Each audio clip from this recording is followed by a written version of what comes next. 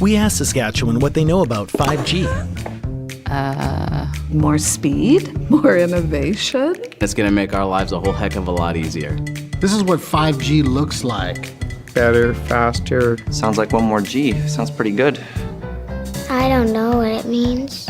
All you really need to know is the future of 5G is here and will continue improving through investments in network technology.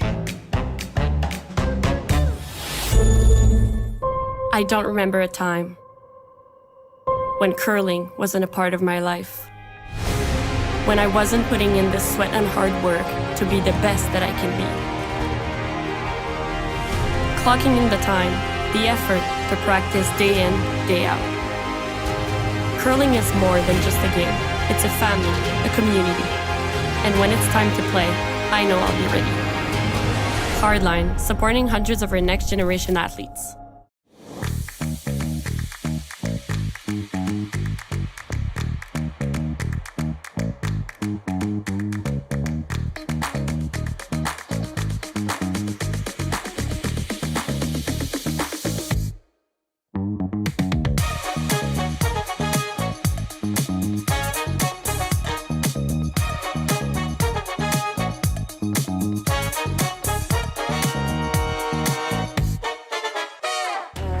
The people have spoken, the votes are in, and the players are ready to rock.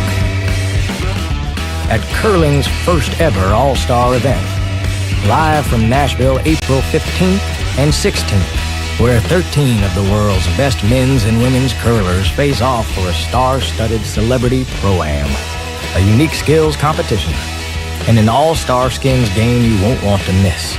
Got a ticket? We'll see you in Music City. Don't have one? Better hurry. They're going fast.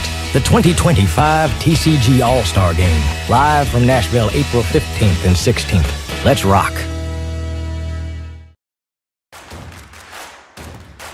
Imagine being able to stream every curling game from every sheet from any event, be it your Wednesday league game, bonspiel, or corporate event. Curling Stadium offers an all-inclusive streaming solution featuring high-quality cameras, ease of use, great reliability, and minimal installation. Offering your sponsors customizable ad space on your streamed curling games and being able to sell video packages to your corporate events for increased revenue. With Curling Stadium, you can stream to any device, be it your mobile phone, tablet, or computer. Push the feed to your desired platform, be it Facebook, YouTube, or any other social media. Curling Stadium is simply the way forward. Where it's commonplace in other sports to televise every game, we want to do the same. Curling is a global sport, and it's time it gets the coverage it needs. Make your curling club the next Curling Stadium. Team Homan rocks. Team Mowat rocks. But who rocks harder? On April 7th, we'll find out. Presented by Rio Mare, join us in Toronto at the Curling Group's first ever Battle of the Sexes, as world number 1 Team Homan takes on world number 1 Team Mowat in a head-to-head charity curling skins game with a twist. 8 ends, 4 rule changes, and curling like you've never seen before. Watch it live on the Grand Slam of Curling website, app, and YouTube, with celebrity coaches and special guest appearances. The Curling Group's first ever Rio Mare Battle of the Sexes, April 7th, Mattamy Athletic Center in Toronto. Get your tickets now at thegrandslamofcurling.com. Let's rock! Handcrafted in Canada, Hardline's Ice Pad has revolutionized curling for over a decade. Engineered with top-tier precision and durability, it is backed by an unmatched 10-year warranty. Designed for curlers at all levels to sweep effortlessly with maximum efficiency, it is trusted by the world's best curlers, including Olympic and world champions. It is quite simply the best broom in the game. Hardline. Join the revolution. Welcome to therockshop.net, the official store for the Grand Slam of Curling. Whether you're looking for the best hats, stylish clothing, fun toys, or unique accessories, The Rock Shop has it all. Shop online anytime at therockshop.net for exclusive Grand Slam of Curling gear, or come see us in person at your next event. therockshop.net, where fans find their favorite curling gear. The people have spoken, the votes are in, and the players are ready to rock. At curling's first ever All-Star event, live from Nashville April 15th and 16th, where 13 of the world's best men's and women's curlers face off for a star-studded celebrity pro-am, a unique skills competition, and an all-star skins game you won't want to miss. Got a ticket? We'll see you in Music City. Don't have one? Better hurry. They're going fast. The 2025 TCG All-Star Game, live from Nashville April 15th and 16th. Let's rock. I don't remember a time when curling wasn't a part of my life. When I wasn't putting in the sweat and hard work to be the best that I can be. Clocking in the time, the effort to practice day in, day out. Curling is more than just a game. It's a family, a community. And when it's time to play, I know I'll be ready. Hardline, supporting hundreds of our next generation athletes.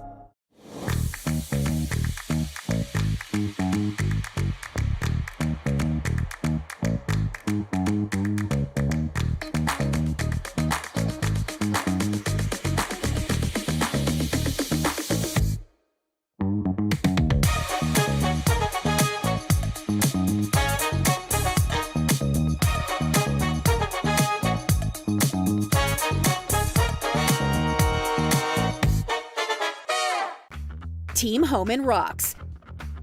Team Mowat rocks. But who rocks harder? On April 7th, we'll find out.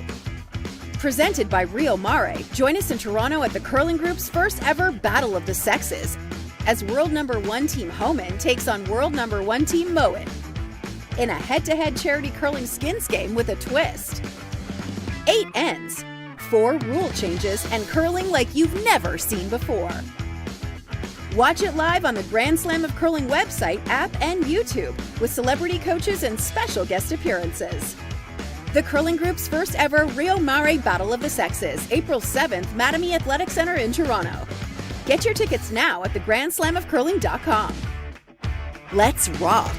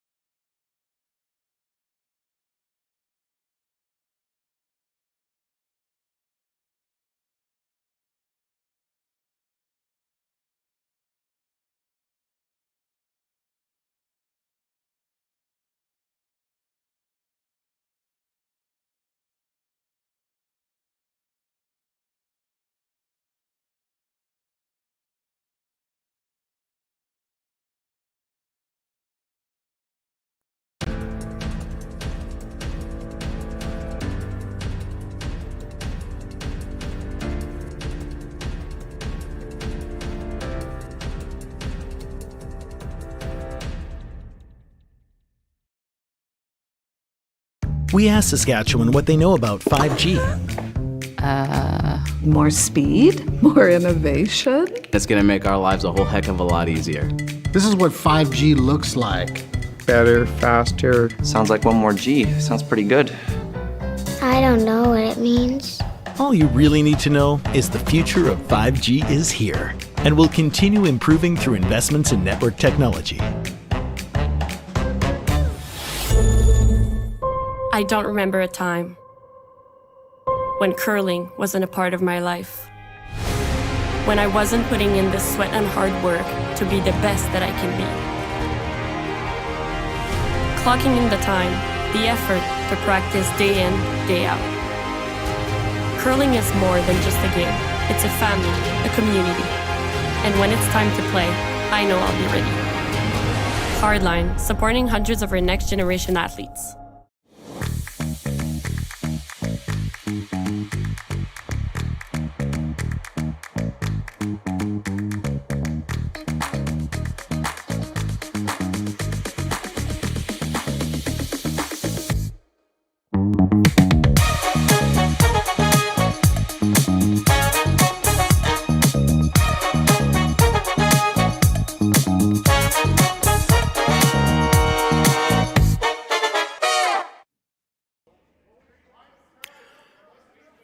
Good morning, everyone, and welcome to Championship Sunday here from the Curling Stadium, Martensville International.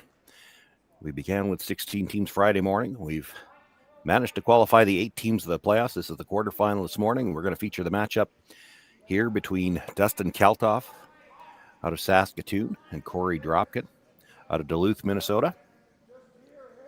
Both of these teams were on the ice last night trying to secure their spot in the playoffs. For the Dropkin team, they went into that game last night with a record of 2-1, but knowing that their draw to the button score wasn't very good, said essentially that was a must-win game for them last night, and they were able to pick up the win.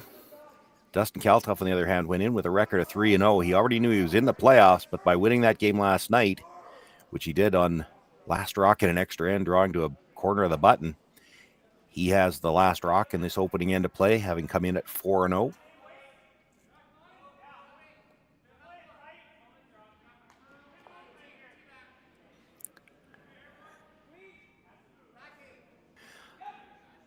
Had a chance to do a few games for this Dropkin team over the course of the year, and the one thing I know is that the order that we have them listed is never the order that they're playing in.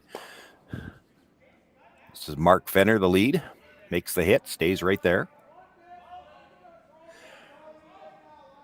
For the Kalthoff team, playing shorthanded this weekend and with an alternate at that. Matt Ring, their normal lead, not available this weekend. Logan Eady is subbing in. This is Logan throwing the first 3 stones.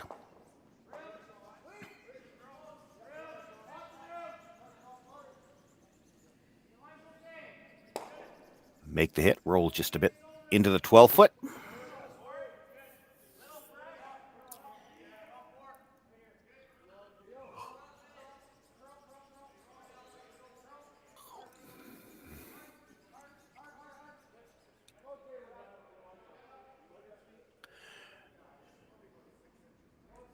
Throwing the second stones for the Dropkin team, this is Andrew Stapera.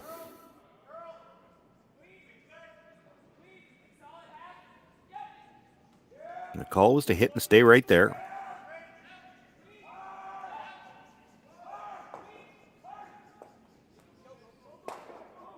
We'll get a slight roll into the 8-foot. Nobody too interested in rolling behind that guard yet. The position of this stone, if you were to roll behind right now, you'd be behind the tee line.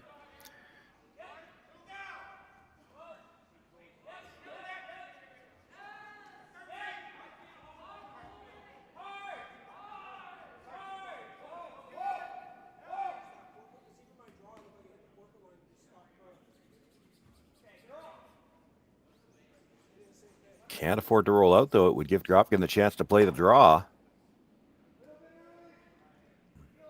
Well, there's the first slight miscue, a little rollout. Now Dropkin the opportunity to use that center guard that they threw up with the first one.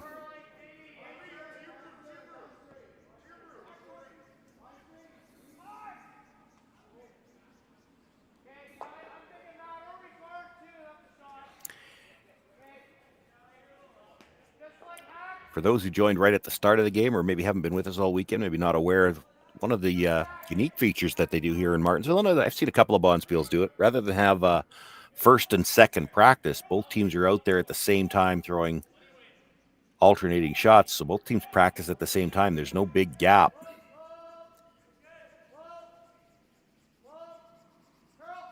And how that matters on a shot like that is both teams should have had fairly recent draws. A lot of times the team that throws first practice then sits for 15 minutes away, or, well, not 15, but 5 to 10 anyway, waiting for the other team to throw their rocks and measure the draw to the button. That one slides to the back 8 and stays just about fully open. Maybe a sliver under the guard. Plenty of room for Josh Height here to make the hit and try to roll to the outside.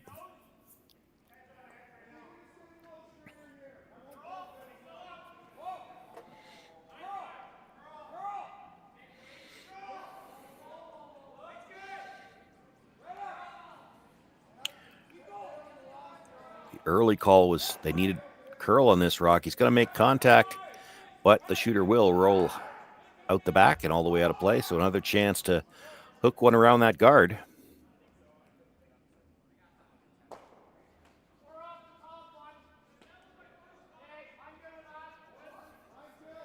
Third stones now, and this is Thomas Howell.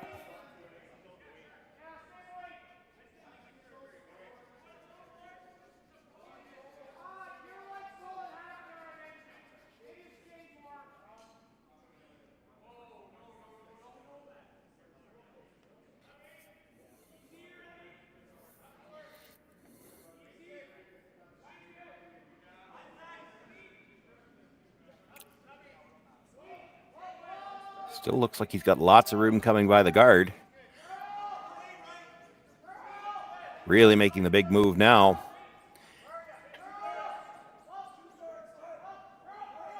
Will actually tuck in behind, and if anything, maybe come out just a sliver on the other side. So still lots of movement here. Early Sunday morning. It's been moving big late all weekend long.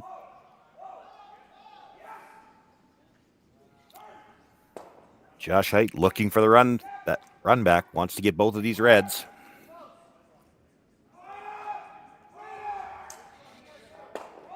Hits the guard and just by the stone in the rings.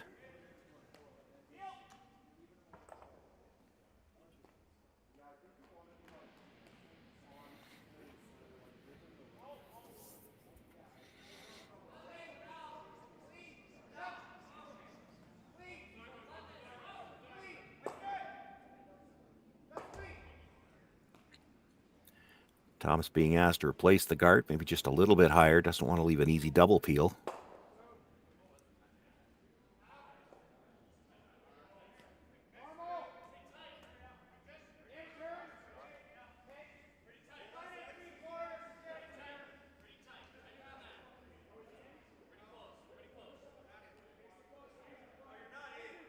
On that line, he could be right beside the yellows. Not bad.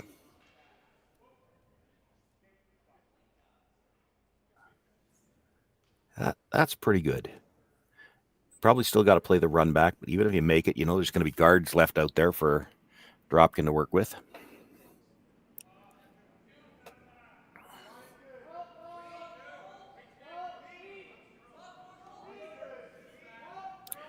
Josh Height with the big weight once again.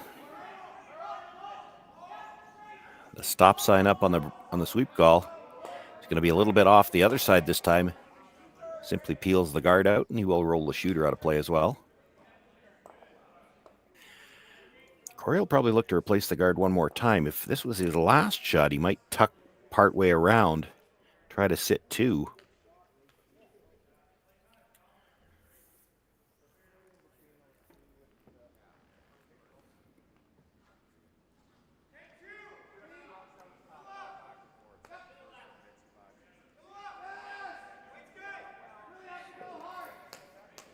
I did have a chance to watch a bit of the practice myself, and it's always interesting to note when you get into a situation like this in the playoffs where Hammer was predetermined because of the seeding. Sometimes you will see teams play some different shots in practice. In the practice here, still much of the play was that draw to the button. So both teams should have a pretty good idea of the weight, and that maybe a factor for Dustin Kalthoff with his last one. He might have to go out a little wide and try to catch the edge of the forefoot.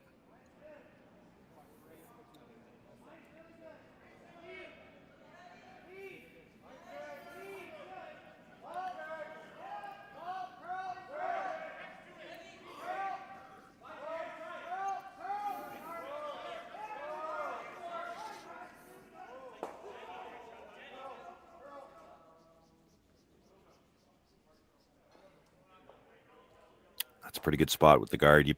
You got to make a choice here. If you're playing the run back, it's a straight run back. You can't double peel. Your shooter will stay right there. You could run the yellow in.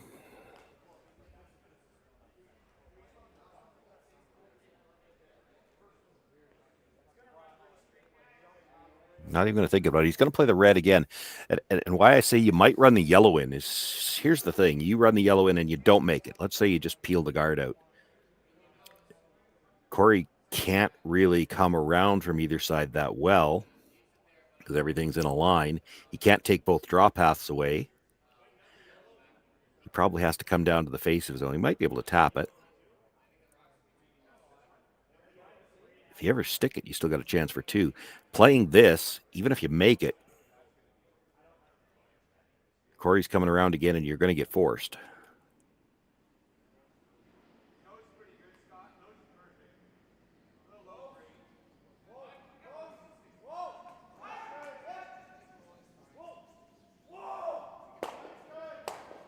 Oh, that's a little unfortunate. He ran it back, stuffed it, and he does get it off the top of the forefoot for now, but it does stay at the corner of the 8, and now Korey will have a chance to come around. Yes, he's coming around yellow stones, but because that one hung around for a biter, it makes a run back probably too risky to play with your last one.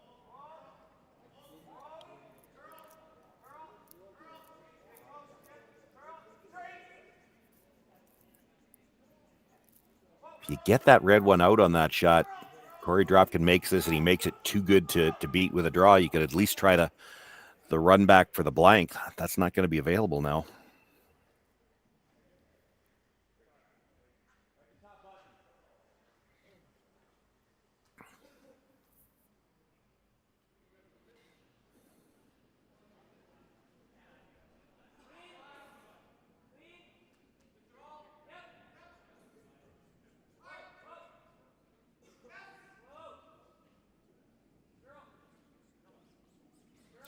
Final stone of the first end for Korey Dropkin without last rock, sitting one, a chance to come around and put some pressure on Dustin Kalthoff here in this opening end of play.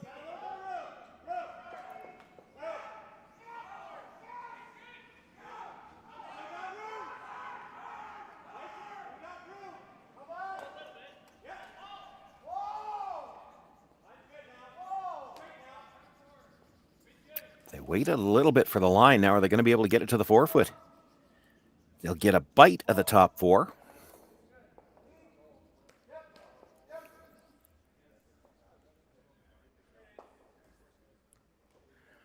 Josh Height's first thought is hit the stone at the edge of the 8 and try to roll in because you're drawing against 2. The draw does seem like the more natural shot. And I think with that broom, that's what they're playing. Draw to the edge of the 4.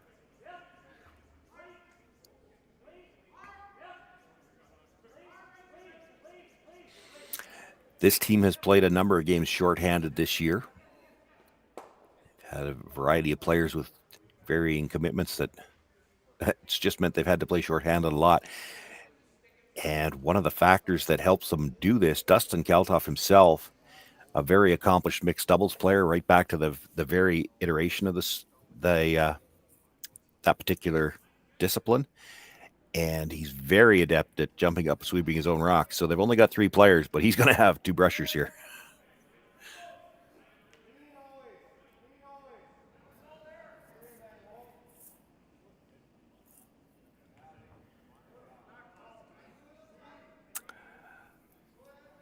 May not need the brushers here. This rock still skating.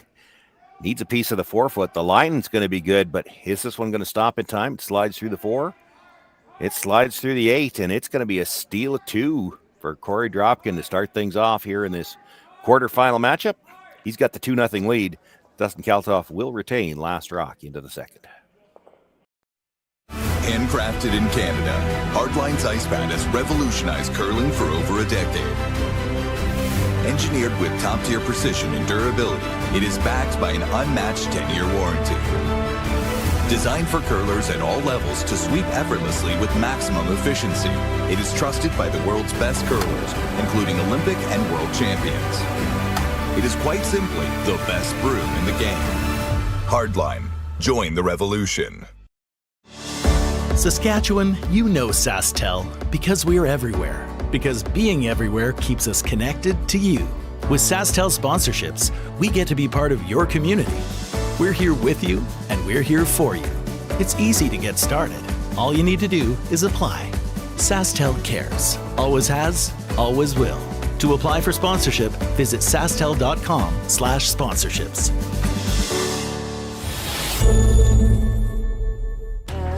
The people have spoken, the votes are in, and the players are ready to rock. At curling's first ever All-Star event, live from Nashville, April 15th and 16th, where 13 of the world's best men's and women's curlers face off for a star-studded celebrity pro-am, a unique skills competition, and an all-star skins game you won't want to miss. Got a ticket? We'll see you in Music City. Don't have one? Better hurry. They're going fast.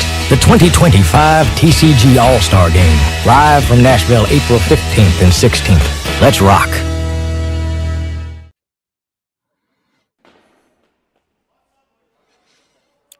Second end just underway here. The Dropkin team looking for the short guard, and they wanted it on the center line. Just a little heavy, slides too far and off the center. Dustin Kalthoff will ask for the corner guard now from Logan Eady.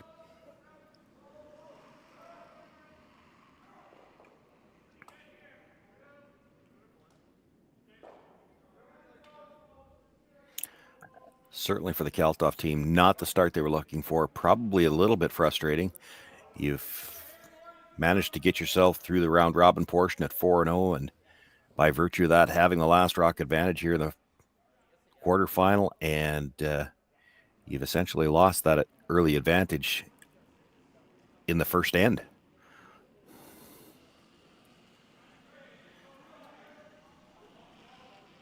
I do believe the call in the first stone was for the center guard, but that stone in the 12-foot, not really one you want to be guarding. They're going to try to come around it now instead.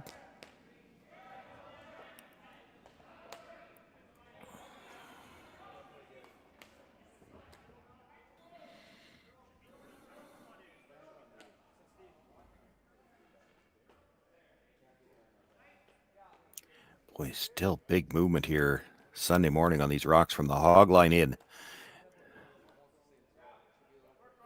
Nice to see. Of course, I happen to know that these stones in Martensville were brand new this year. Probably conditioned before this event, holding the edge nicely.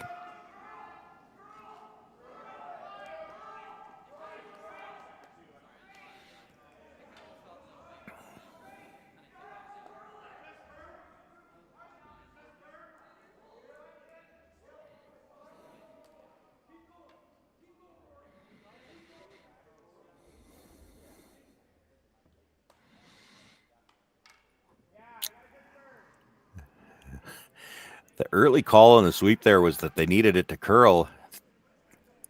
Got the curl they were looking for and just hangs on to the back 12. Almost swept that through trying to get it to bury. If it was dead buried, it would have been out of the rings.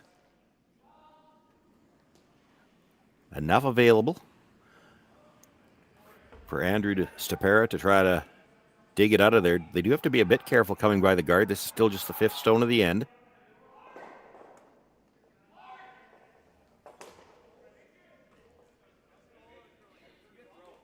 Boy, nice throw, well brushed.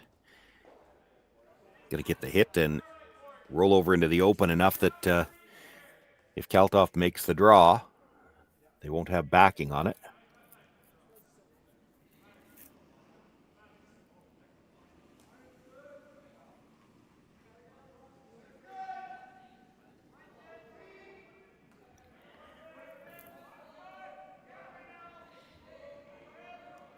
Looks like the early line on this attempt is better now. Really curling. They're going to have to work to get this by the guard. And it's just going to rub. Had great weight as well.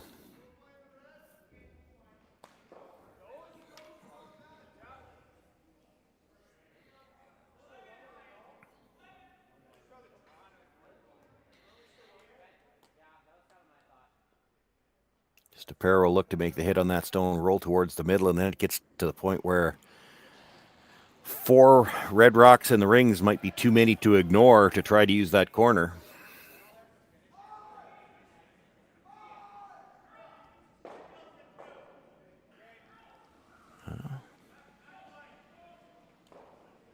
Makes the hit, rolls the shooter across past the 2 reds near the center line and all the way to the 8, biting 12 on the other side.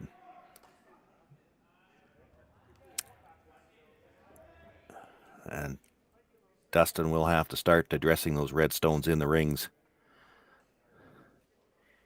You definitely get 2 here. I think if you hit it just right, you might be able to get 3 and keep your shooter.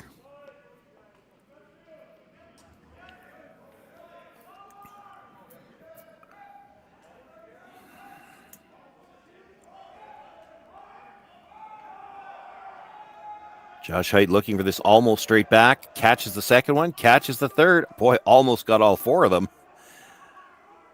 That's a great shot. Korey Dropkin appreciated it. You saw him signal it was a good shot. Smile on his face.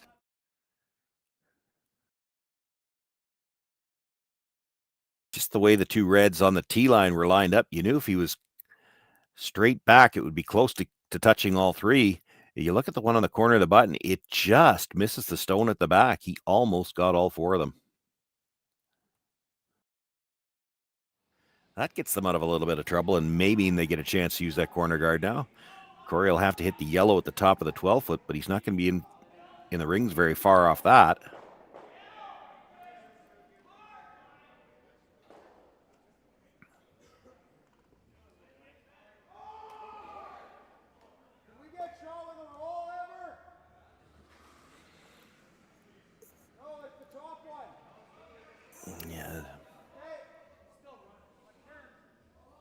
Yeah, I agree. You can't get shot. It's still not necessarily a bad call. They're never going to guard the one at the back 12.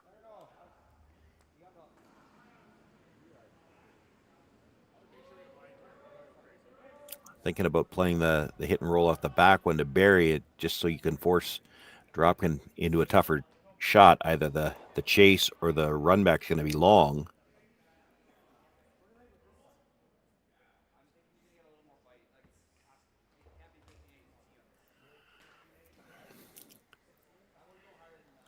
I still don't mind that. You might not be shot, but as long as you're in the rings, what does Dropkin do?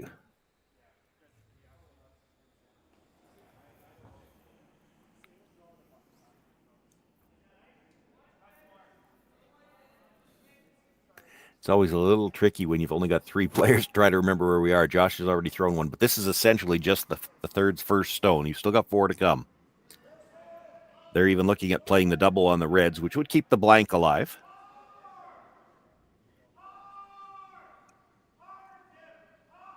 You have to hit this just a little bit on the center line side, catch the one at the back. With that broom, it looks like they're throwing some weight at this. You don't really have to throw this one hard. You could throw it a little bit quieter and try to stay right on the center line yourself, and then probably a nose hit doesn't roll in. This is going to roll farther with this kind of weight if he makes the double.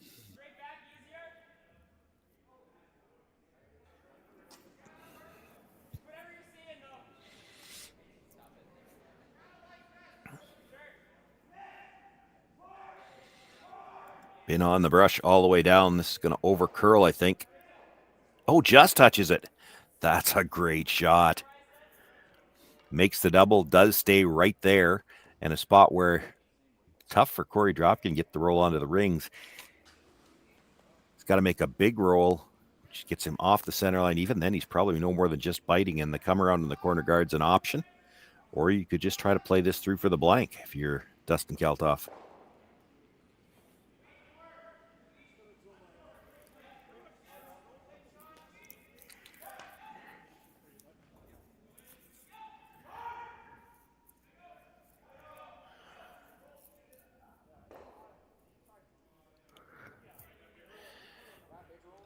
Makes the hit a little bit of a roll. Don't know that he made the rings.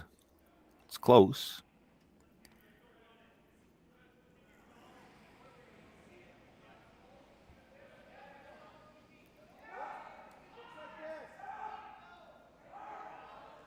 They're thinking about playing the hit and roll behind the guard rather than the straight draw, which is, again, keeps the blank alive.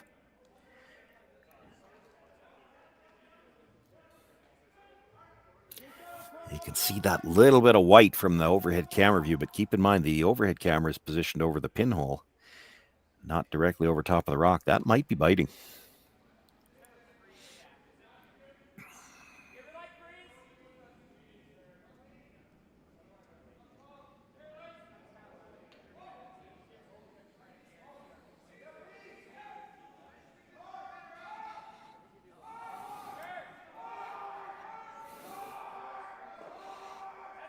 Josh Height with the hit, the roll all the way across, and with that little spin back, he might have poked a piece out into the open. It was dead buried for a moment.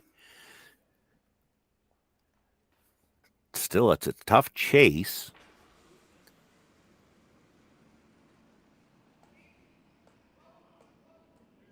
That's what Korey's going to play, though. I thought he might look at the run back as well. It's about 6 feet between him. He'd have to hit it to the board side to make sure he gets it out.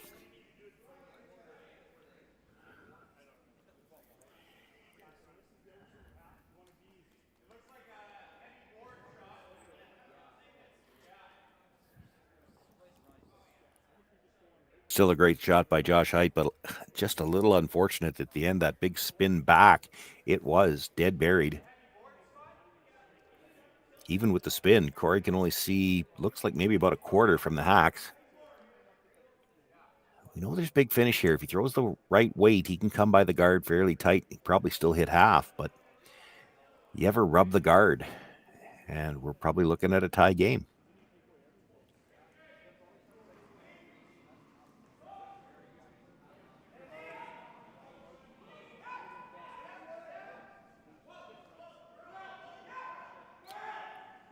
Well, we saw them dig one out early in this end. And they're going to dig another one out here. That's an outstanding shot by Korey Dropkin. Well managed down the ice as well. They swept the inside until they were sure it was by, and then switched to the outside to get that last bit of curl. Holds his shooter on the button. No choice now for Dustin Kalthoff. He'll have to try to roll to the open side and just play this through for the blank. If you were to try to hit and roll behind the corner now, if you had made it dead perfect, you'd be behind the tee line. Korey would draw down in front of it, and you'd be forced.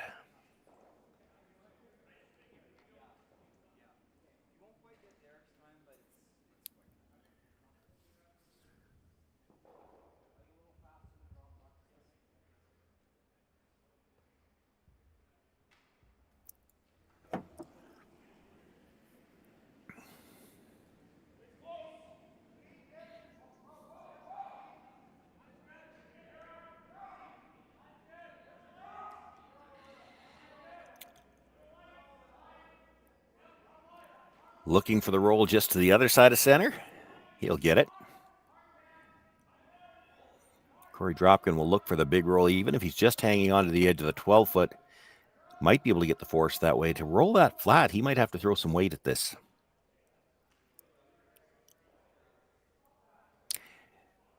Even if he just rolls edge to edge with the guard, so many of these top players, and this goes back, it's even a couple of generations back, when they've got to throw the shot for the blank, they like to throw the outside in turn. Doesn't matter which side of the sheet, they'll throw the outside in turn. If you get edge to edge with the guard, that turn won't be available for Dustin Kalthoff. You'll force him to throw the inside out.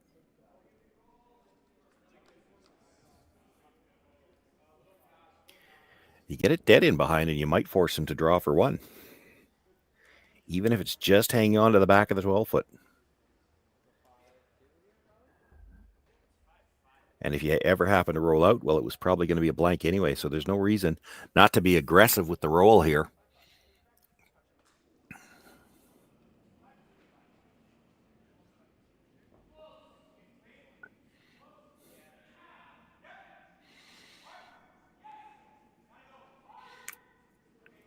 Going to have to hold the line here to get any kind of a roll. I don't think they're going to. It's going to be right on the nose.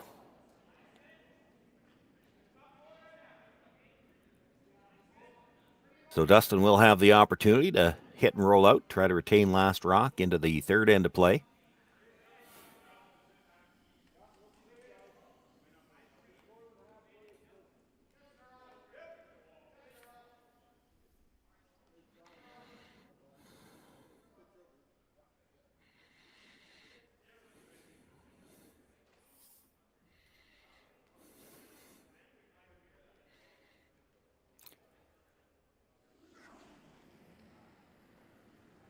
Final stone here, the second end. Big weight, Logan Eade on the brush right away. Able to hold the line, makes the hit, does roll the shooter out of play. We've got a blank here in the second. You're watching quarterfinal action here from the Curling Stadium, Martensville International. Dustin Kalthoff trails 2-0, but he will have last rock in the third.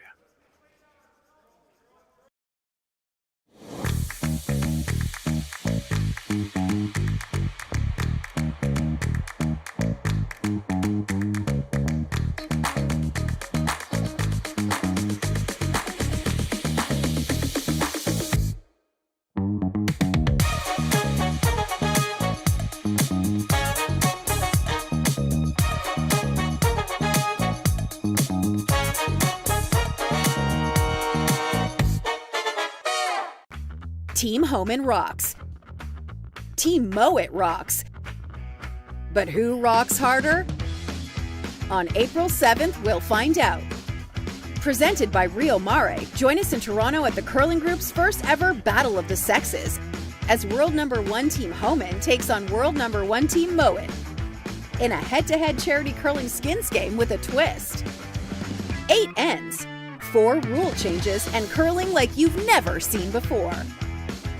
Watch it live on the Grand Slam of Curling website, app, and YouTube with celebrity coaches and special guest appearances. The Curling Group's first ever Rio Mare Battle of the Sexes, April 7th, Mattamy Athletic Center in Toronto. Get your tickets now at thegrandslamofcurling.com. Let's rock!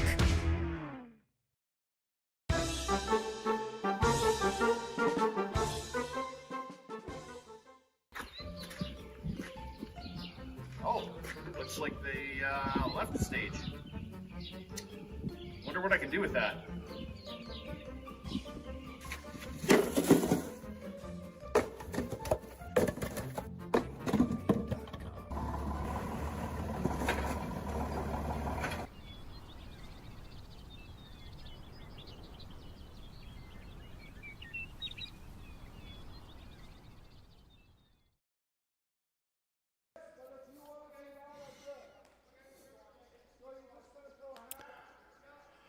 Quarterfinal action here on Sunday morning, and if you've been a fan of Curling Stadium all year, you already know. For those finding it for the first time, all of the games all weekend long from all events available on the Curling Stadium with commentary on selected features such as this one this morning with Korey Dropkin, Dustin Kalthoff in a tight matchup early. It was a steal of 2 in the first for Korey Dropkin. He's got the lead. Dustin Kalthoff with last rock.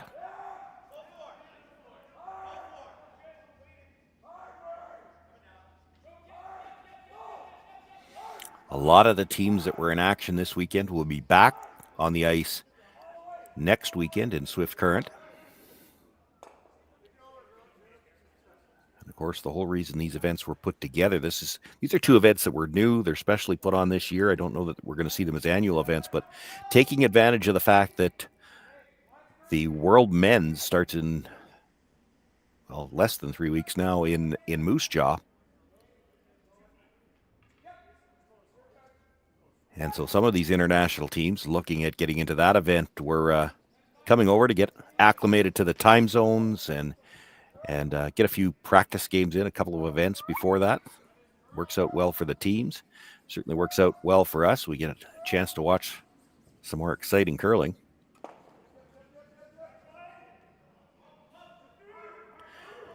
The come-around attempt on the corner guard just rubbed, stays fully in the open.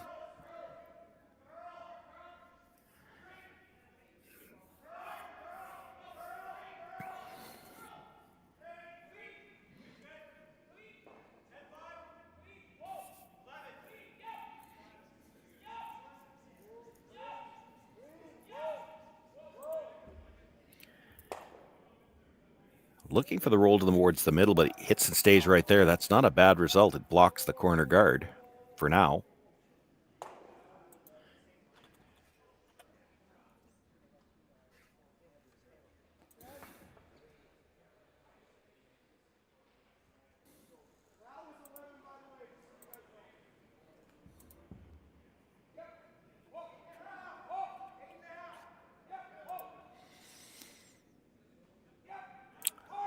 Logan Eady looking for the hit and roll towards that stone at the top of the 8-foot. He's thin enough, he might even move it, which he does. Won't get it out, but does get it out into the open. And holds on for a bite of the 12-foot, which means Korey Dropkin pretty much has to play this stone.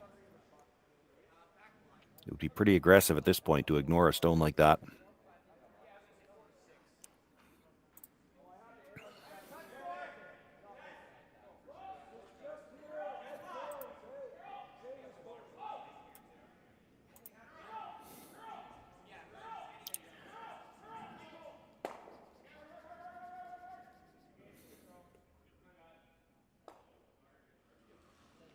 Mentioned, of course, some of these teams using this event as a prep event for tune-up for the World Men's. The Dropkin team, of course, one of those teams that will be representing the United States at the upcoming World Men's Curling Championship.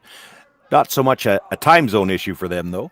Out of Minnesota, this is up until the daylight savings time a week ago. I think we were on the same time zone.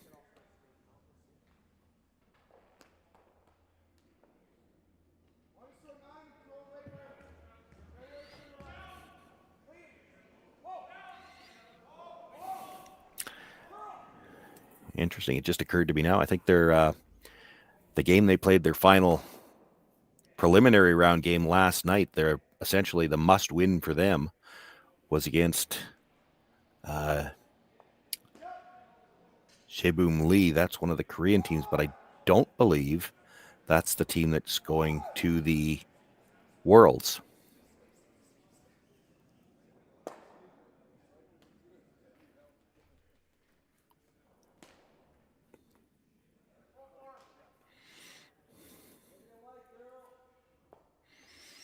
Got too many screens open. Try to check all this stuff out. Yes, it's not.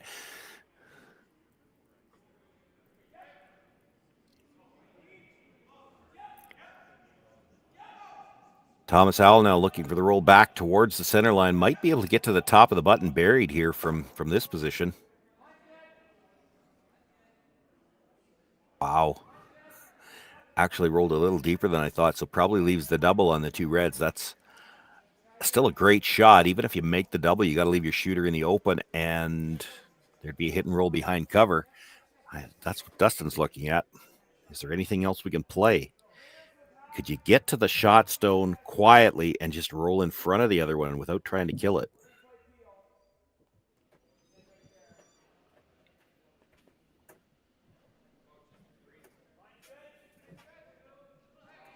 Josh even wondering about just the straight freeze.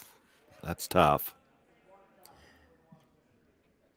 If you're not shot rock here, I think Korey Dropkin might throw a guard.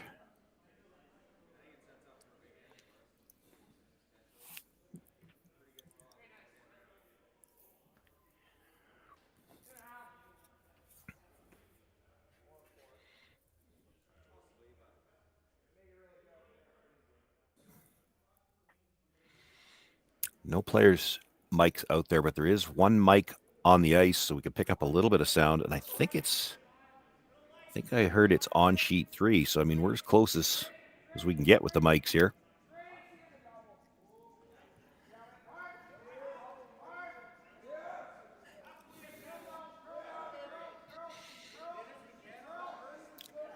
If we could just tell the players on the sheet next door to stop calling the sweep for a second, we could hear this discussion. But I think they've settled on the double.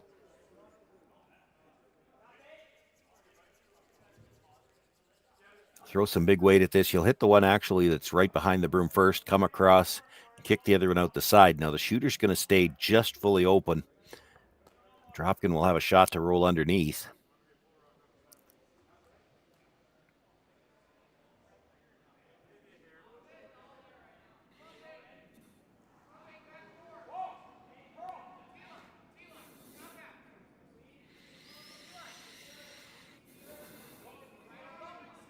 Makes the hit, catches the second one. They were hoping it would spin up, but that second one was just a little bit higher. It stays right there.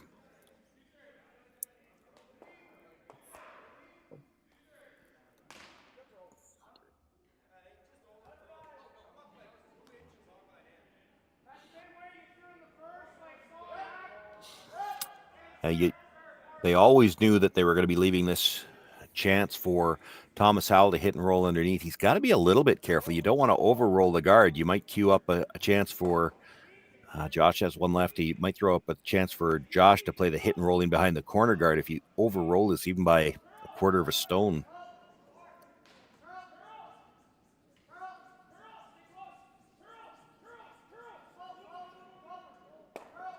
Gets the hit, rolls about half underneath. Still room for Josh to get at it. Now you might want to roll well into the 8-foot and just try to play this through for the blank.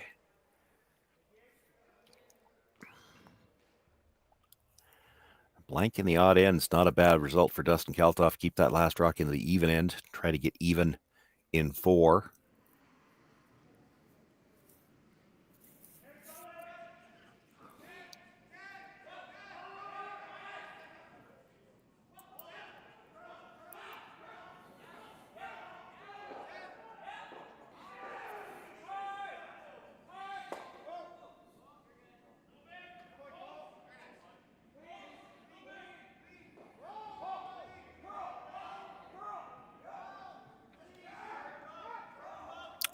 Switching Logan over to the other side, looking for some curl here. He's going to make contact, but it's thin. Will he get the red out? Shooter's going to roll out for sure, and does get the red out the back. But that leaves a chance now for Korey Dropkin on the first of Skipstones to try to come right around that guard. Same issue, though, even as the hit and roll. He cannot afford to overcurl, and we've seen that plenty this weekend. You come too tight by the guard, and it'll poke out a little bit on the other side. That would give Dustin the chance to maybe roll behind his corner. A deuce is not out of the question yet.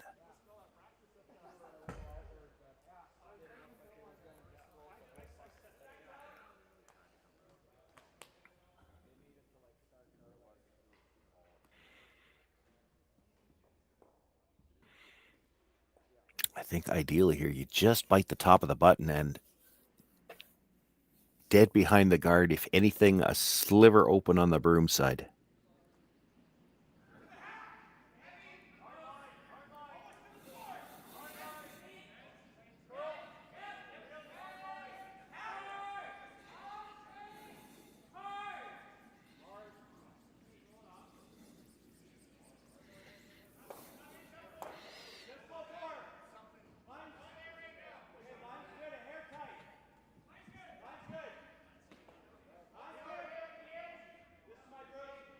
This is going to be tight coming by the guard. They do have to be a little bit careful about coming out into the open on the other side. Well, especially if it slides too far. And it will, just behind the tee line and probably a third exposed. Dustin could play this however he wants. He could play the freeze or the hit and roll. They've looked at both.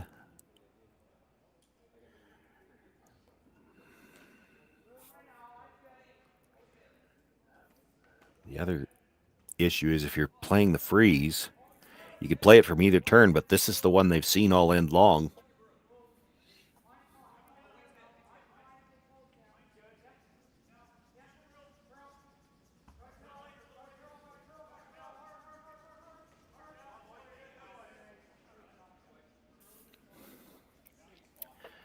Korey Dropkin just a little heavy on his first attempt, and that opens the door for Dustin Kalthoff to perhaps try to get a skip's deuce here.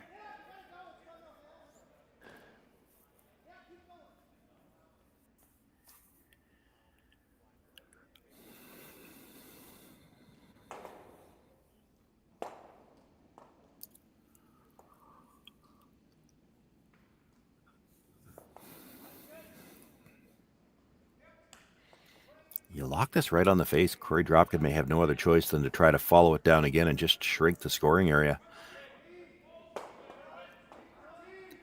A good freeze here, and I think Dustin's always going to have some kind of a shot for 2, albeit it might be very difficult.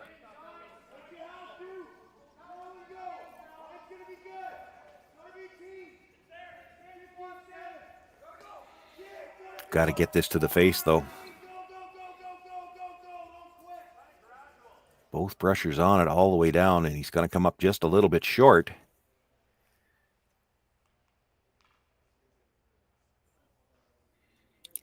It's not the end of the world where it is. Korey can't really do anything about that stone. He's looking at playing the in-turn come around.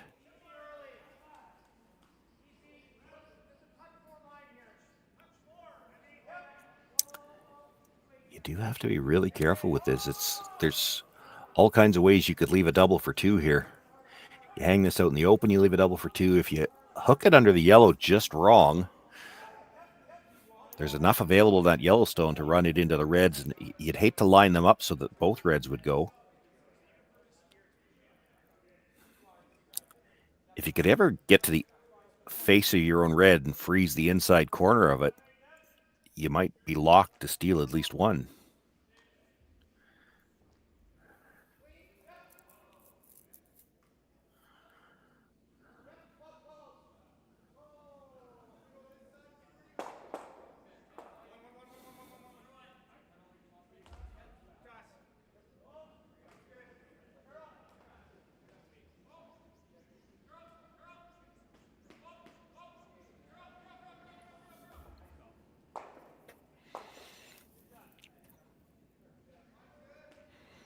Big shot here for Korey Dropkin. He's already leading 2-0 Stola Deuce in the first.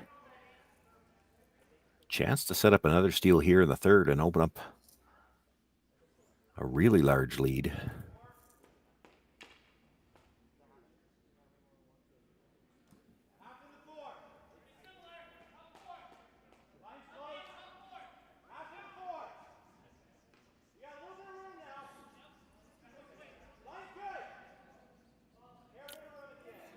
Brushers have been on this most of the way down. Now they're backing away a bit. He's got to get by the yellow, though. Boy, that's a good shot. And I think he's left it in the spot where it's not. The lineup is just going to dead jam. You can't really play the yellow, red, red. He's got them lined up perfectly.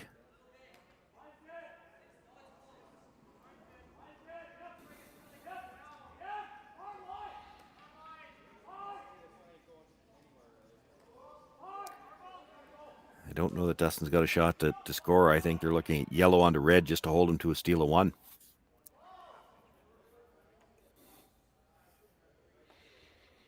Going to throw this hard, and you're just hoping that, you dead stuff the yellow onto the red, and you're hoping that the red will, when it makes contact with the second red, will slide over just a little bit to the side.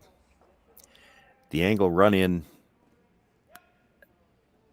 Yeah, I just don't think the reds are lined up well enough to play the angle run in either.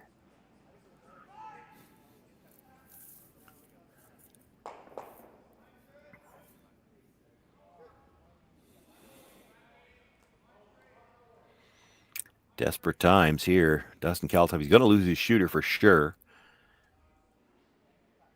If he dead stuffs the first yellow, boy, it looks to me like the second red just dead jams on the back one, but it wouldn't have to spin very far. Didn't spin very far, though. It's a steal of one. Korey Dropkin playing thief here this morning in the quarterfinals. Has a 3-0 lead right now over Dustin Kalthoff as we go into the fourth after the break. We asked Saskatchewan what they know about 5G. More speed? More innovation? It's going to make our lives a whole heck of a lot easier. This is what 5G looks like. Better, faster. Sounds like one more G. Sounds pretty good. I don't know what it means.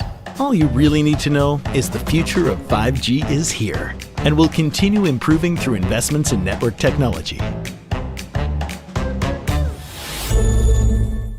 I don't remember a time when curling wasn't a part of my life.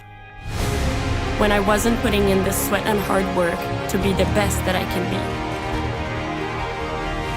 Clocking in the time, the effort to practice day in, day out. Curling is more than just a game. It's a family, a community. And when it's time to play, I know I'll be ready.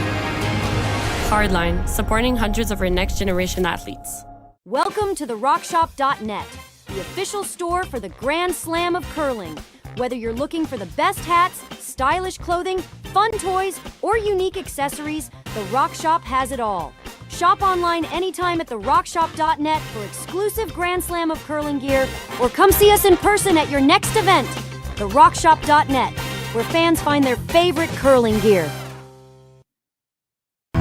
Stronger agronomics, better returns,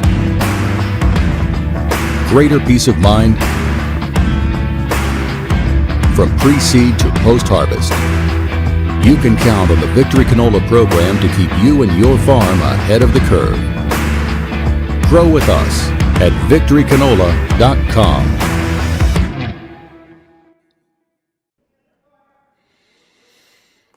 Well, with a 3-point lead here as we begin play in the fourth. Korey Dropkin calls the first stone into the top of the 4-foot. Mark Fenner complies. Now the corner guard attempt. Logan Eady.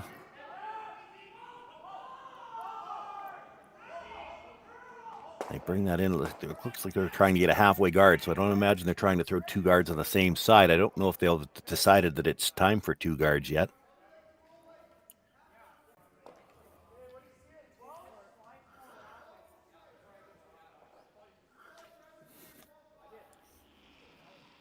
Decisions for the Dropkin team a little bit easier now with a 3-point lead. You're just going to pile rocks into the middle at the start of the end. These are all about, you're not trying to steal with these rocks. You're just trying to put rocks in a position where Dustin Kalthoff eventually has to deal with them. And while he's doing that, you're going to try to clean up the corner.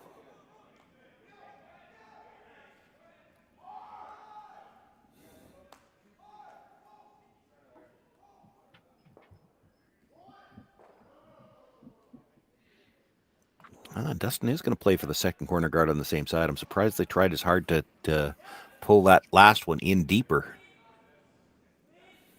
If you're going to play the 2 to the same side, you'd like to get a little bit of separation.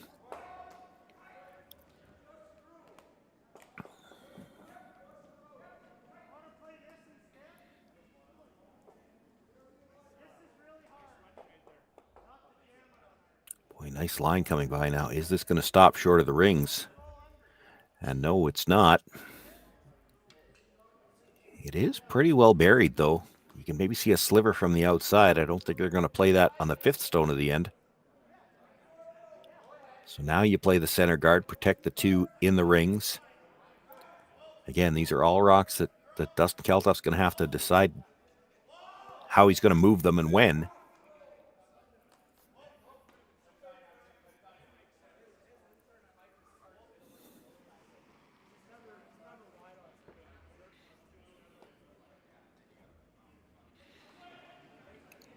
Saw, I think it was Josh Height threw it a triple earlier in the game. You might see Logan Eady, and Logan playing lead this weekend. Typically, though, skips his own team and is quite adept at the big weight. So if they close the gap too much, this guard's certainly tighter than they would have liked it. Could definitely get 2 of them. I'm not sure he can't get all 3. A nose hit would be close to getting all 3.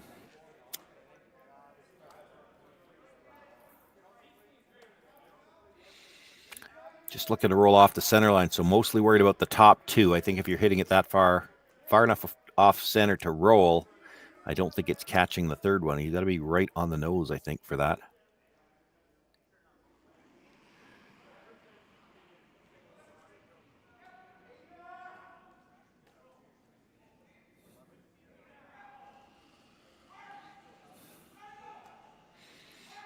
He's going to be close to the nose. Gets 1, gets 2, just by the stone at the top of the 4-foot. Rolls the shooter a little bit off the 4-foot.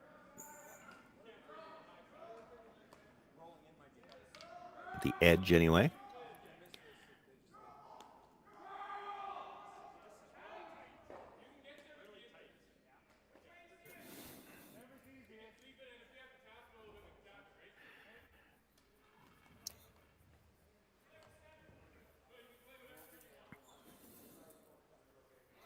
A double available off the one that was just thrown onto the one that's just biting. A lot of separation between these rocks, though. The angle's good, but there's some distance between them. Makes the hit, comes across, but he's going to be a little onto the top edge of that rock and just pushes it another inch or so into the 12-foot. Dropkin sits one in the 4-foot, but no protection for it. Dustin looking at playing the hit and roll. Doesn't even have to do this yet.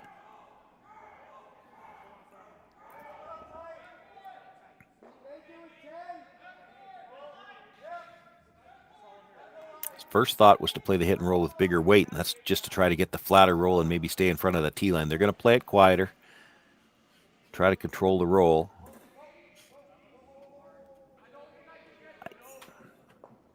It's probably the safer way to play it. I mean, if you get the roll and you're behind the tee line and Korey tries to freeze in front of you, well, you've got him drawing around corner guards for the rest of the end. That's a pretty comfortable spot for the Kalthoff team.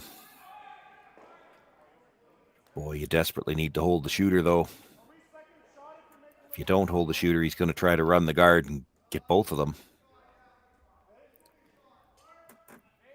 Oh, he's going to look at the pick. Can't see very much of it.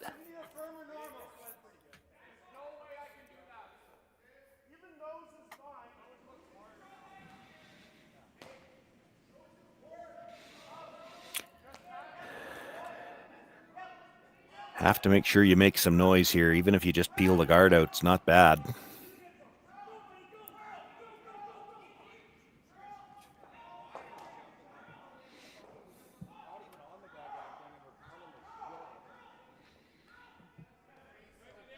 Boy, made that. Couldn't see very much of that. Made it look easy. Still, the guard's still there. And Dustin looking for the second guard, and this is maybe because of just how easy that last one looked. That guard that's there is a little bit long to work as a guard by itself. So much late movement here in Martensville. You get around that guard into the rings anywhere, and there's probably a chase available. So you use that guard to guard the tight guard, which you're later hoping to use to guard shot rock.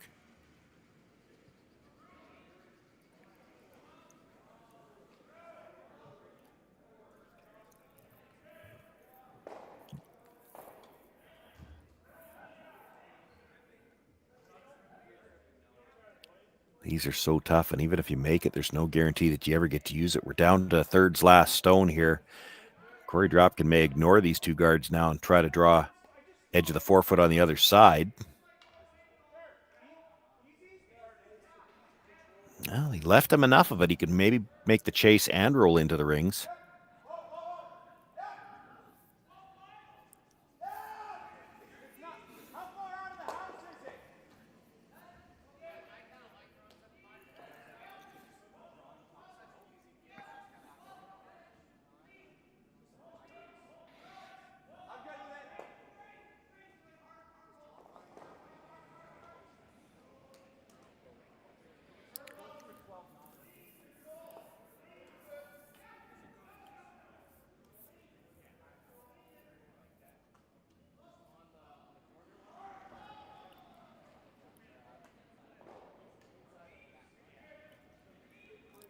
Thomas Howell with a nice dig on his first one, looking for another one on his second, and this time could roll into the rings and take away any opportunity Dustin Kalthoff might have to use that corner. They have just made, that's got to be about 5 or 6 of those in this game, and making them look easy.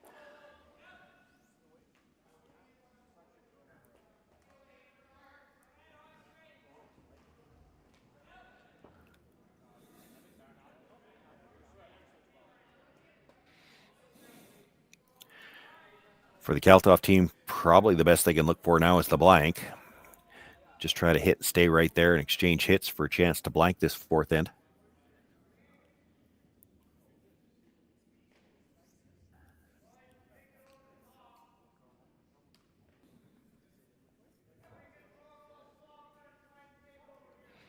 Well, they are going for the roll. Yeah, I'm not sure that if he'd have got behind the guard that he still would have been in the rings. Stays wide open in the 8-foot. Korey Dropkin will have to roll back to the center line a bit. If he stays right there, there's enough room to roll behind.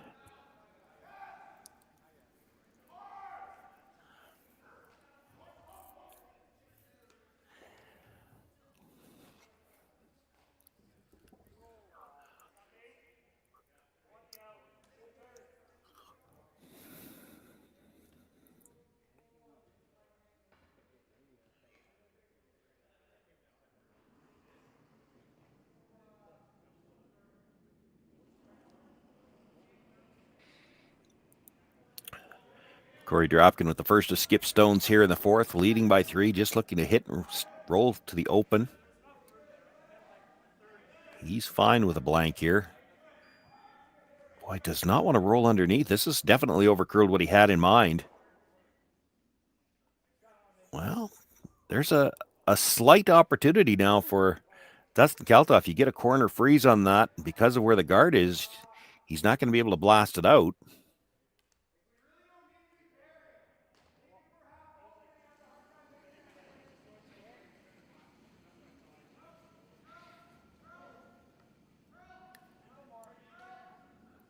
Josh is thinking if they want to stay at the tee line or above it, it would keep Korey from playing the chase. But if you leave any kind of separation at all and he's got a chance to blast it out, he will. It's all about the angle here.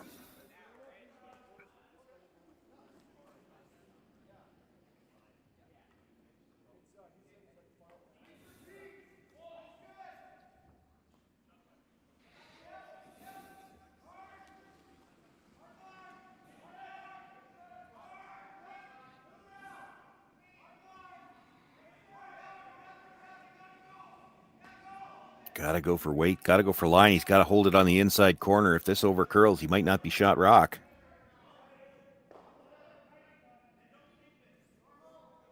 Well, stopped in time to be shot, but there's probably enough room for Korey to chisel it out. He didn't get down to the red one, and he's overcurled it enough that you could play that same chase they've played all game and chip it by the red.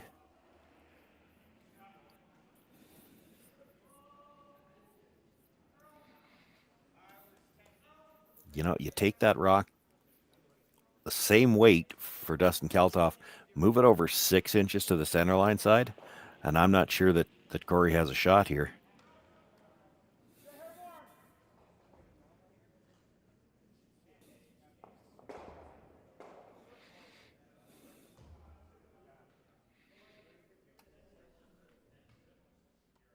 This still has to be made. It's not a gimme. No matter how easy they've made them look so far this game.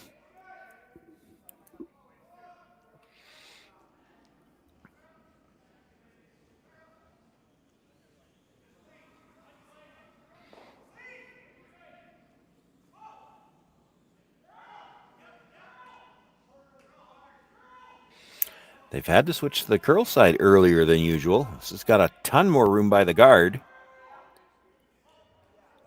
Make contact with the yellow, does get it by the red, and rolls to the back of the 8-foot. Dropkin sits 2, and now Dustin Kalthoff will have to try to take his single here.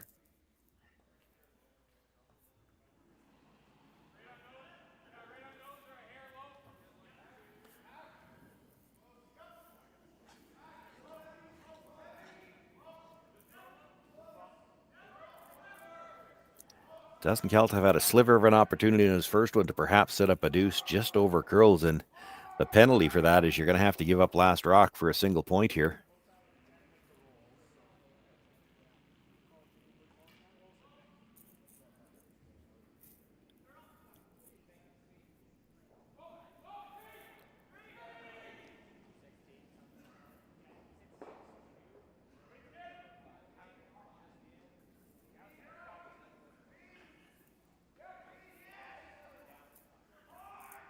Early call was that the weight was a little bit up, but this is curling.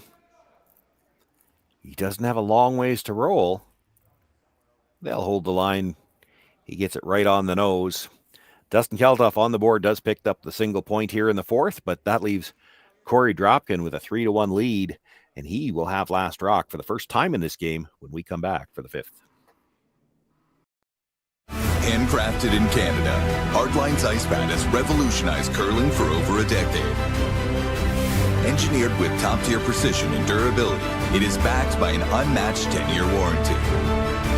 Designed for curlers at all levels to sweep effortlessly with maximum efficiency, it is trusted by the world's best curlers, including Olympic and world champions. It is quite simply the best brew in the game. Hardline. Join the revolution. SaskTel Be Kind Online wants to stop cyberbullying. Want in on the action? We award up to $1,000 for youth initiatives that help spread kindness and prevent bullying. What great idea do you have to help stop bullying? SaskTel can help. Go to BeKindOnline.com and apply for a grant today. Together, we can make a difference.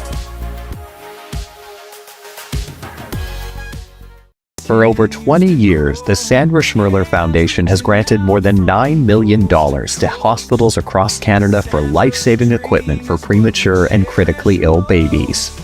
In the past 4 years alone, $4 million has been granted thanks to the curling community's incredible generosity. The need continues year-round, and with your help, we can ensure every baby has the chance to grow up and become a champion, just like Sandra.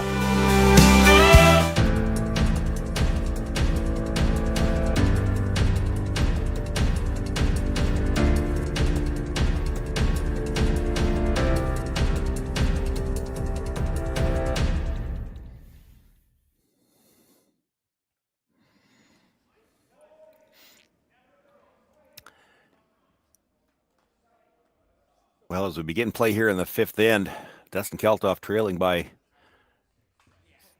score of 3-1, and now without last rock throws the long center guard first, which I think means they're planning to throw two centers here in the fifth end. This could be fun to watch. Korey Dropkin asked for the first one around to the top of the forefoot. Mark Fenner makes a great draw. Well, I would have thought they were playing the guard here, but this comes right down to the face. It's not a bad call, except that that center guard by itself isn't really guarding much.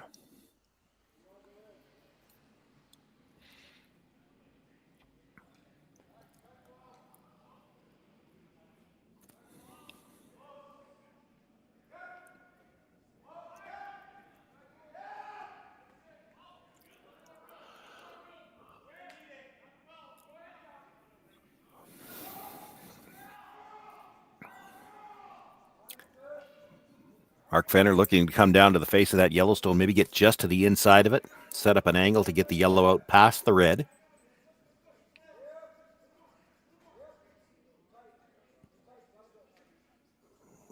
At least at a few inches short, but he's got a good angle on that.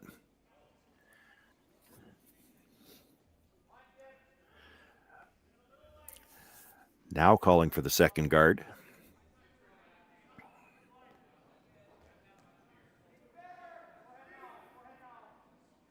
This is a somewhat new strategy too, but I've seen a few teams employ it where you throw the high guard first. You know the other team's going to come around. You freeze the face of it. They're going to come in again, and now you throw the second guard. And essentially, you're at the same place you would be after 5 rocks anyway, except that instead of red sitting shot and second, you've got second in the middle of the two of them. And now the peels can start.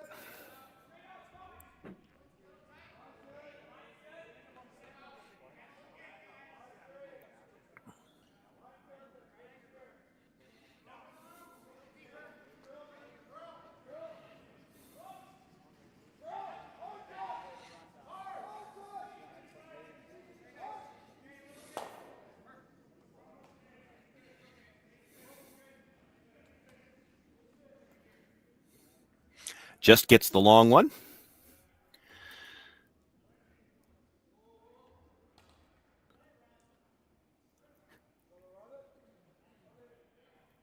You only got 3 players. You got to remember when it's your turn to throw.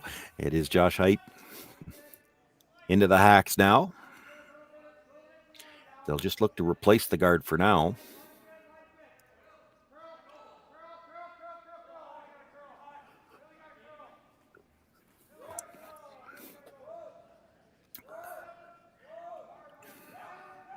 These are the scenarios where the game of cat and mouse becomes very interesting, because Dustin will throw a couple more guards anyway, knowing that Korey's going to try to peel everything, but at some point in time, he's going to have to make a play into the rings. He's going to try to decide when does he want to make that move, and what's it going to be.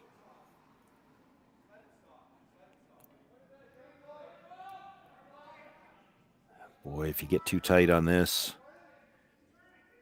all three yellows could be gone here after this. Drive that one that was just thrown across the face of the one that's tighter. Korey just looking at peeling the tighter one. That's not bad either.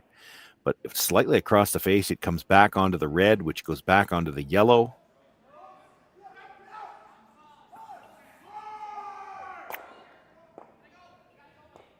I don't think he's looking at the across the face. I think he's looking at the broomside double on just the two guards. The angles in the house are pretty good for Korey Dropkin right now. He certainly doesn't need to move all three of them.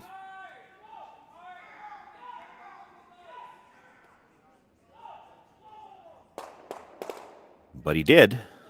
Now, is he going to get that top one all the way out? No, it's going to hang on for a bite of the 12. However, everything's gone off the center line except for the one red stone, full 8-foot. This is not a steal situation anymore for Dustin Kalthoff. The best he can hope for out of this is likely a force.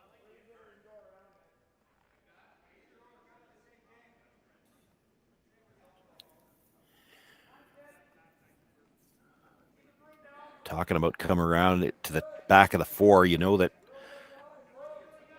Dropkin will play the short run back.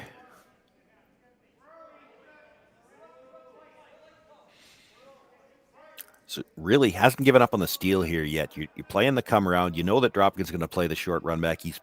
You even expect that he's probably going to make it. That's why they want this just hanging on the back of the 4-foot. But if he stuffs it on the run back, then you got a rock you can freeze to.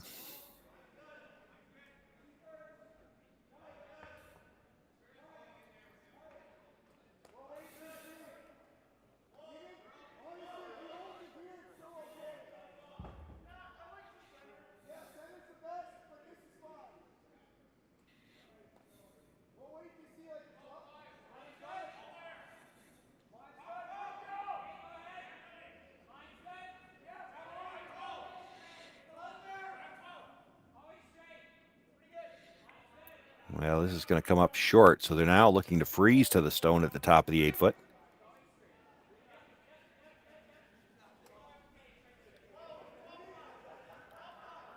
That's not bad.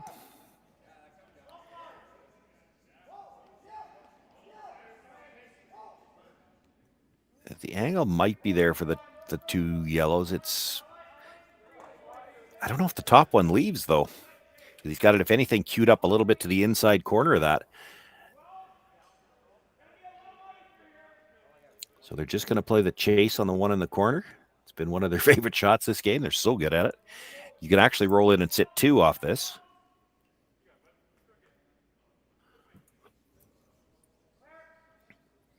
The one thing that combination in the middle does for Korey Dropkin, Dustin Kalthoff can't draw around it again because the yellow-red are lined up to come straight back. Anything that's buried on it is easy to remove.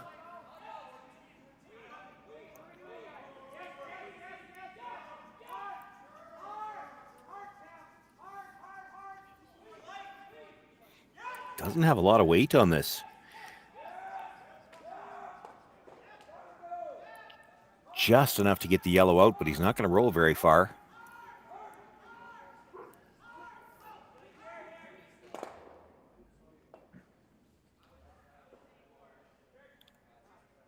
Joyce is ready to call the shot for Dustin because he's already thrown 2 this end, but he has to throw 3.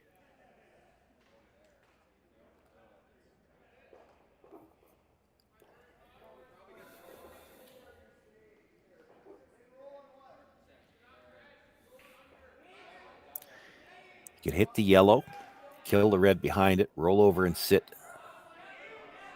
on the corner of the other red stone to sit 2, and you probably get the force that way. You do have to hold it for a few stones yet.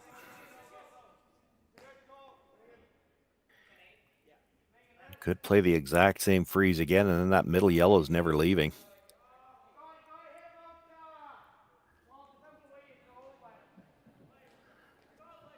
This is an aggressive call, but I like it. Like, what does Korey Dropkin do if you do this? Probably has to play some kind of double tap and try to stagger the angles a bit, which is not something he wants to see in the middle.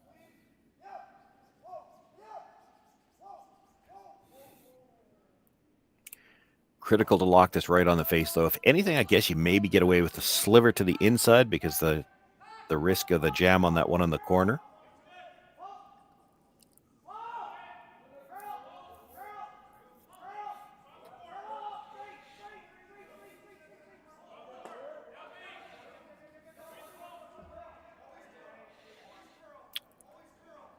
Sweeping for some curl now.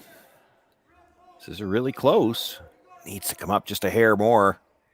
It's going to stay a sliver high. That, I don't know. The top one goes for sure with a nose hit or even slightly to the center line side.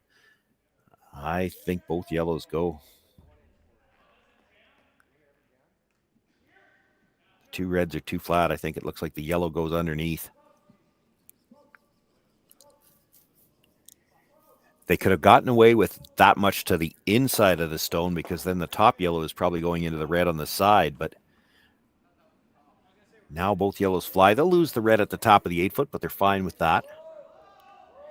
It's got to be close to a nose hit. Dustin's going to have this stone to come around, although he's flirting with giving up 2 or 3 if he does that.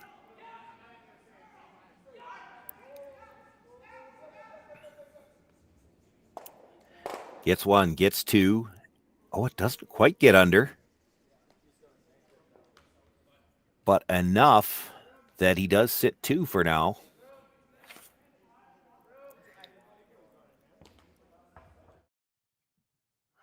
One more look at it. Those 2 reds are awfully close to dead straight across.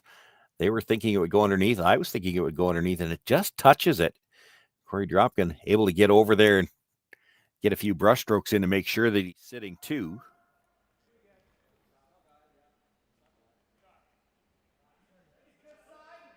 And as I said, it's going to leave that stone at the top of the 12-foot for Kalthoff to try to come around. Now, he can't afford to give up 2 or 3 here. So for this particular rock, you might even want to be back 4, back 8. You want to force Korey Dropkin to draw here. If he comes right down to it, then you can try to set up a rock to steal with the next one. But if you're top of the house and he plays the short run back, you could be looking at giving up 3, and that's probably the game.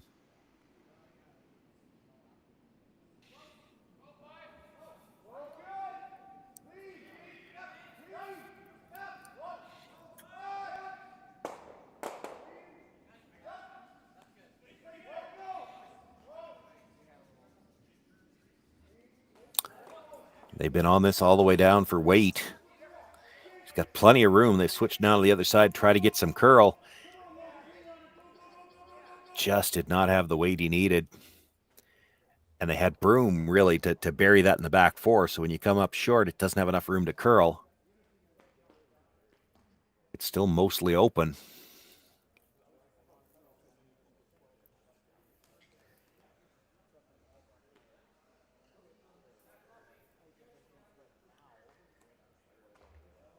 All this discussion is about how much weight do they want to play and how far over do they want to roll.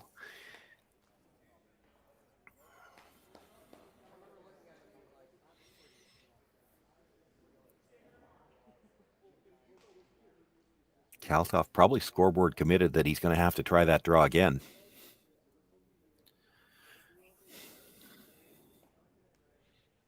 Line was good if he'd have made the back 4.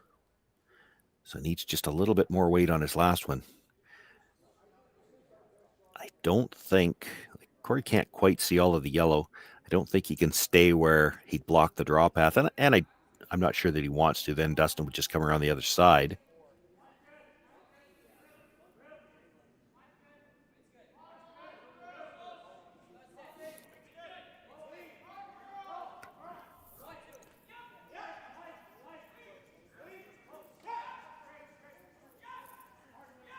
Boy, this is really starting to curl.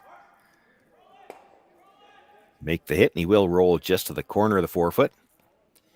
Same draw path is there.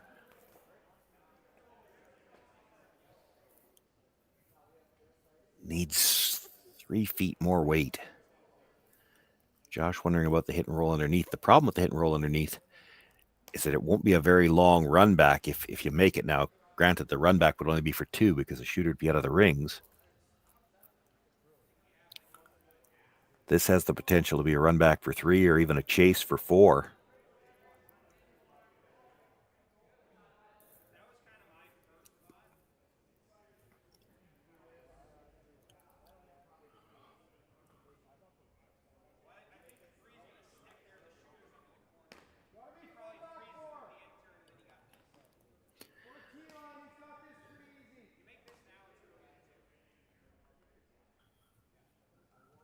Yeah, I don't think he's ever coming off the red one, Josh. I think he's playing it straight back.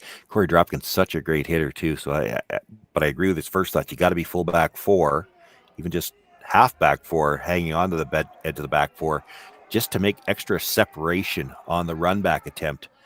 The more room there is between them, the less room there is for error.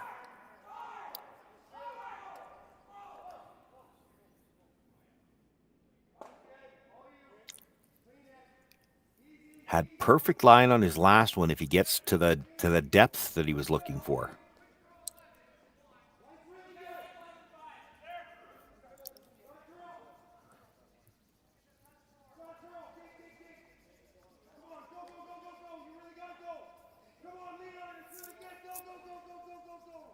Didn't make enough of adjustment on the weight, I don't think. He's going to get to the tee line, but it's still a piece in the open. You could chase that for 4. I wouldn't be surprised if Korey decides to play the run back. He's so good at those. You make any contact with the yellow at all, you're getting at least 2.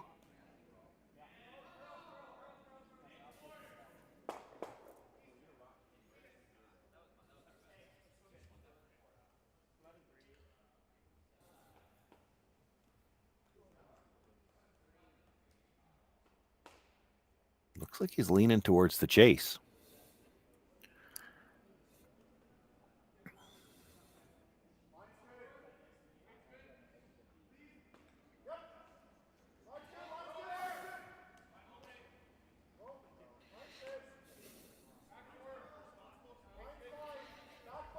They have made a lot of these shots already in this game, and this particular one could be for the game. If he makes it, hangs his shooter for 4, you may see handshakes here.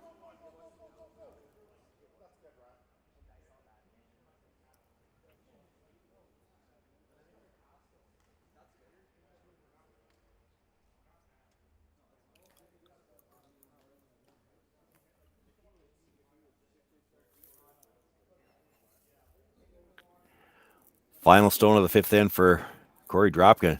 First time he's had last rock in the game and looking to capitalize with a shot for 4.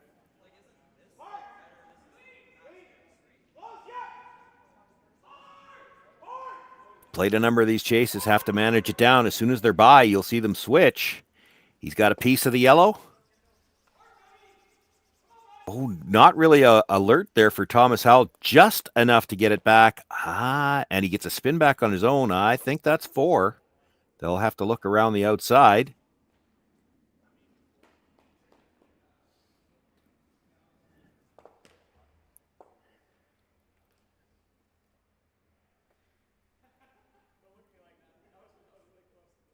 Dustin Kalthoff really hoping he's got at least one of them beat, but I don't think he does. It's 4, and that's handshakes. Korey Dropkin, outstanding final shot. They made so many of those chases, so good at them all game long. Picks up 4 points here in the 5th end, and that will give him the 7-1 win here in this quarterfinal action, and he'll get a little bit of a break before he is back on the ice in the semifinals. Semifinals scheduled for 12:30 local time, so we've got a bit of a break. Still 2 other games going on, 1 other final. You can find all the action on the Curling Stadium Martensville. We will have, I believe there's commentary on the remaining games for the day, the 2 semifinals as well as the final. Will be commentary on all 3 of those games. Look forward to seeing you back here. On myself, Shawn, Joyce, my production crew for this game. It was Matthew, I haven't pronounced your last name before. Matthew Duizer. I hope I got that right. Was the production. And we'll see you back here in about an hour and a half's time for semifinal action. It's the Curling Stadium Martensville International. we asked Saskatchewan what they know about 5G.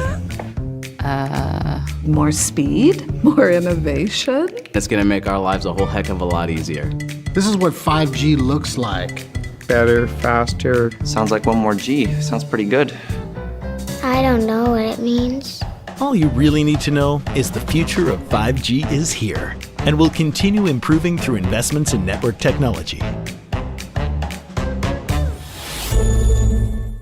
I don't remember a time when curling wasn't a part of my life. When I wasn't putting in the sweat and hard work to be the best that I can be. Clocking in the time, the effort to practice day in, day out. Curling is more than just a game. It's a family, a community. And when it's time to play, I know I'll be ready. Hardline, supporting hundreds of our next generation athletes.